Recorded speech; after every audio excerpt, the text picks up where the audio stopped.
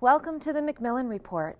I'm Marilyn Wilkes, your host, and our guest is Alexander Evans, a counselor in the British Diplomatic Service and a senior fellow at Yale's Jackson Institute for Global Affairs.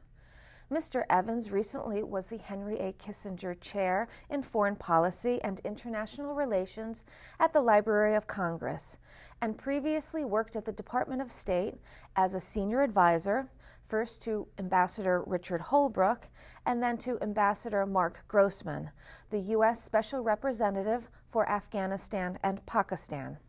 He previously served as a British diplomat in Islamabad and New Delhi and as a member of the policy planning staff in London. Today we talk with him in a personal capacity about the U.S. and South Asia. Welcome, Mr. Evans. Thank you very much for having me. You've done a lot of writing and research on the U.S. and Pakistan. Tell us a little bit about your findings. Well, it's a really complicated relationship, and a relationship in which both sides feel often betrayed by the other side. And one of the interesting things about delving into the archives, particularly of US foreign policy on Pakistan, is to see this theme again and again, right back from the late 1950s onwards. And equally, if you go back to Pakistani speeches and press statements and Pakistani sources, you see the same kind of story about disappointment with the United States and disappointment with the relationship. The reality is actually the relationship's been much more cooperative than people sometimes think, and both sides have tried to use it to advance their own national interests. So there's a rationality that underpins both the US approach to Pakistan and Pakistan's approach to the US. The trouble is the issues that Pakistan wants out of a relationship at different times and the subjects that the US has wanted from Pakistan have changed depending on what the main themes are for those countries at any given moment. Okay. And what is the traditional relationship between South Asia expertise and policy making in Washington? Well, I think that the myth of the relationship between expertise and policy making is that expertise has very little input into policy making in DC. I'm not sure that that's true. I think the experts regret sometimes not being able to be at the top table when key decisions are made. And it is true that when key foreign policy decisions are made on India or Pakistan, but they're not going to be made by a mid-level analyst or the in-house expert on the subject.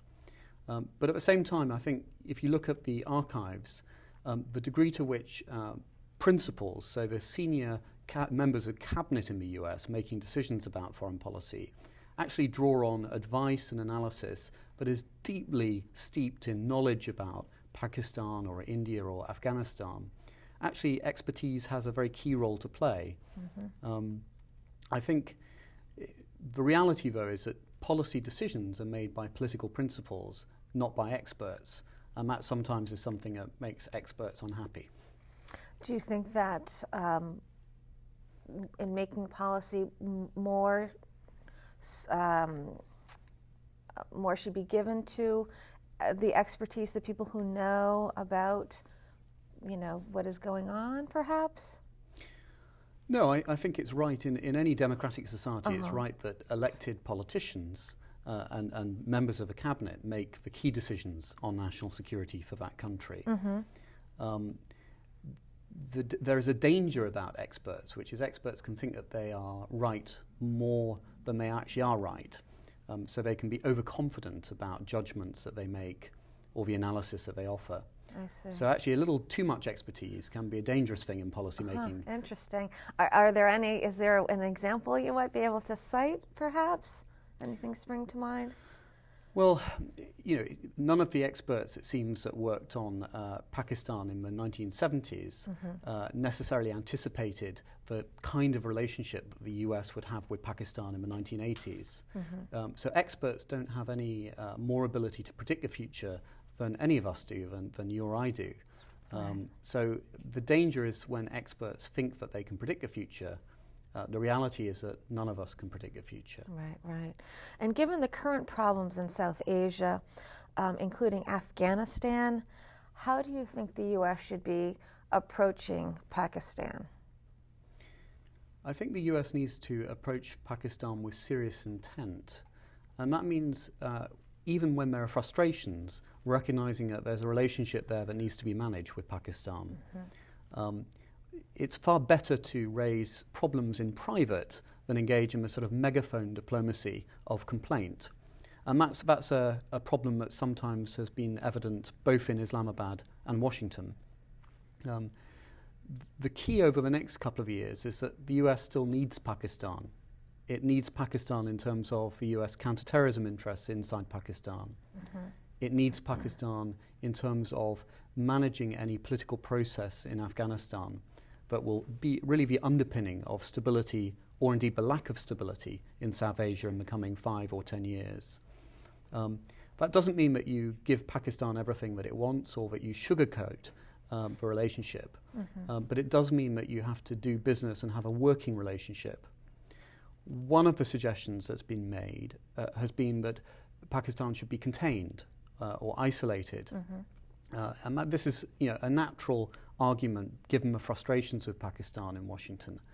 But I think some of the harder-edged arguments about containing Pakistan neglect to understand the nature that A, the US needs Pakistan, and B, Pakistan has other friends, China, Saudi Arabia, Malaysia, Turkey, and actually isolating Pakistan on the international scene would be quite difficult to do.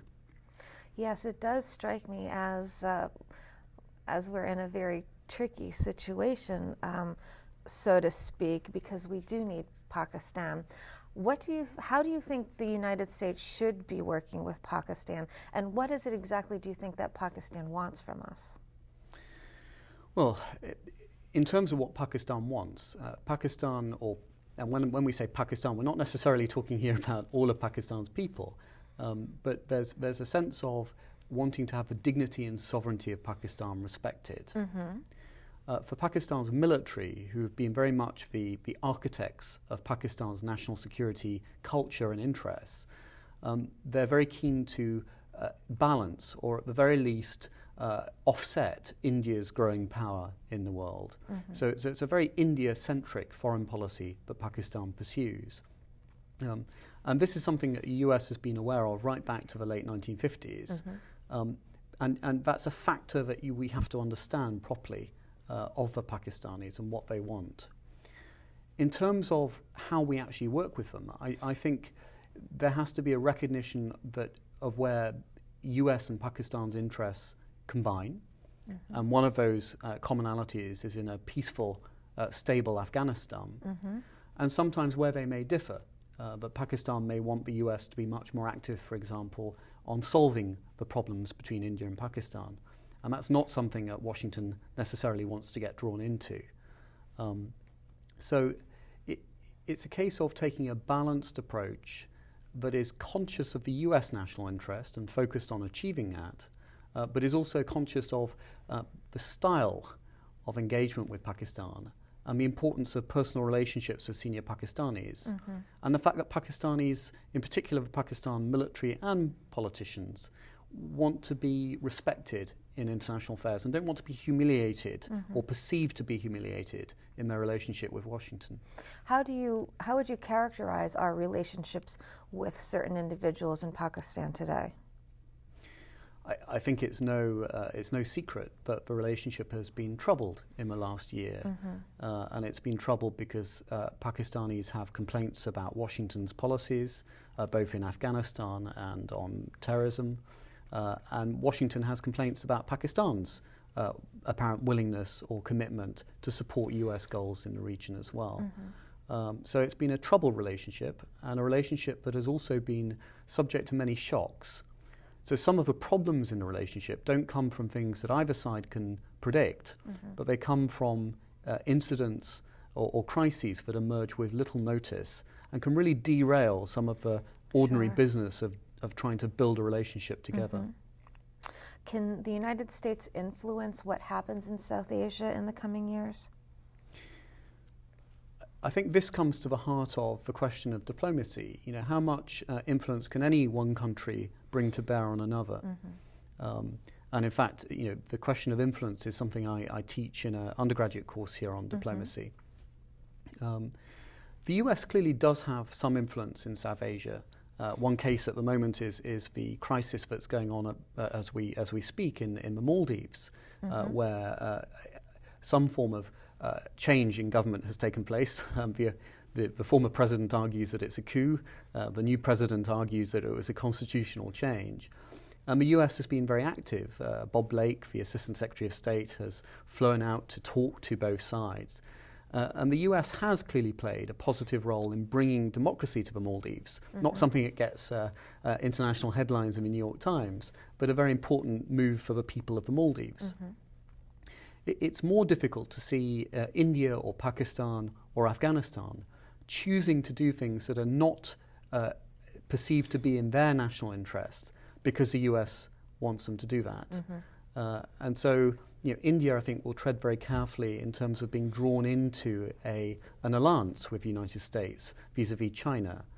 Pakistan will be very careful not to be perceived to do Washington's bidding in Afghanistan, but to pursue its own interests, which are much more linked, as I said earlier, to India.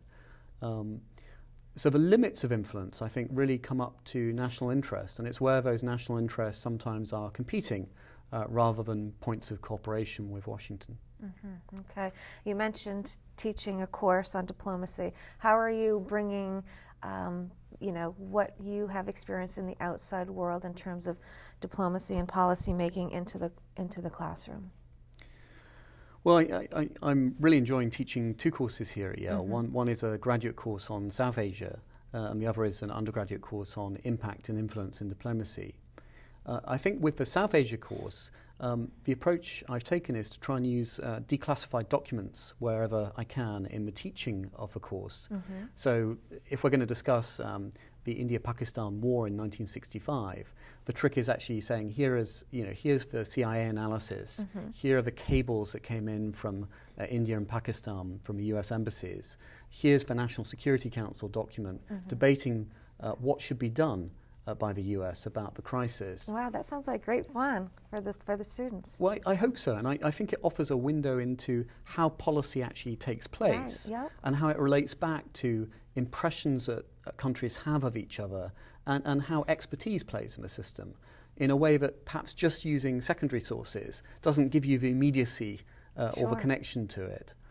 In terms of teaching on diplomacy, we all know that we're living in a changing world, a world where new powers like China and India and Brazil are becoming more important on the international scene. And I think trying to build a course around comparative diplomacy, so looking at actually how do these countries operate in terms of their diplomatic reporting network, how do they make national security policy, what's their approach, not just to the US, but their approach to the wider world around them. And I think that's an interesting exercise in building a global appreciation of how states operate and how some multilateral organizations operate as well. So the course is as much focused on how Singapore or Turkey operate in the international system as the traditional approaches to diplomacy, which tend to be more focused on Britain or Germany or the United States. So, for instance, Singapore has a very different approach to diplomacy than, for instance, Britain? Well, Singapore has a different set of national interests, and it has a different size of diplomatic service. The Singapore diplomatic service is much smaller than the British Foreign Office. Sure.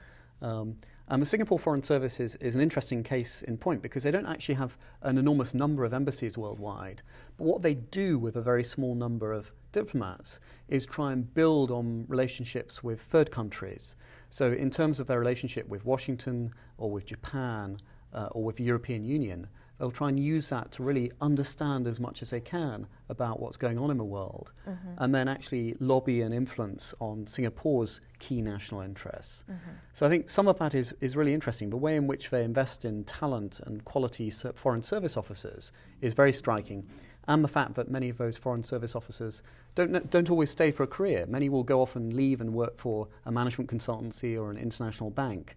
And the Singaporeans are comfortable with that. Their argument is how do they compete for the best possible talent to pursue diplomatic excellence in their foreign policy. Okay, very good. Thank you so much for being here today and sharing some of your work. Thank you very much for having me. For more information about Mr. Evans, please visit our website at yale.edu/Macmillan Report. Be sure to join us again for another episode of the Macmillan Report, made possible through funding from the Whitney and Betty Macmillan Center for International and Area Studies at Yale.